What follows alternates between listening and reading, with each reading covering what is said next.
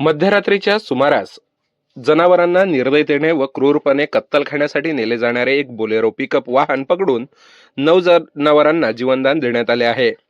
ही कारवाई 2 ऑगस्ट रोजी रात्री 12:30 वाजताच्या सुमारास स्थानिक लाखांदूर ते पवनी राज्यमार्गावरील खैरीपट फाटा परिसरात करण्यात आली.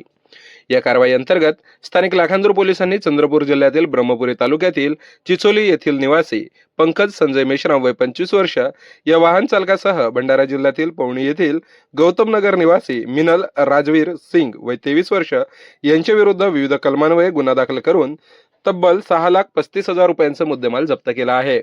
पोलीस सूत्रानुसार घटनेच्या रात्री आरोपी बोलेरो पिकअप वाहन क्रमांक MH48T2111 मधून एकूण 9 जनावरांना क्रूरपणे व निर्दयतेने गाडीत कोंबून कत्तलखान्यासाठी नेत होते. या घटनेची गोपनीय माहिती रात्रीच्या गस्तीवर असलेल्या पोलीस अधिकारी व कर्मचाऱ्यांना मिळाली. त्यानुसार लाखांदूर पोलीस ठाण्याचे पोलीस उपनिरीक्षक निशांत जुनोनकर, पोलीस अंमलदार परमेश्वर केवट, भूपेंद्र बावनकुळे आदी कर्मचाऱ्यांनी लाखांदूर ते पवनी राज्यमार्गावरील खैरीपट फाटा परिसरात गस्त घातली. या दरम्यान घटनेतील आरोपींना बोलेरो पिकअप गाडीतून अवैधपणे एकूण 9 जनावरांना कत्तलखान्यासाठी नेत असताना रंगेहात पकडण्यात आले.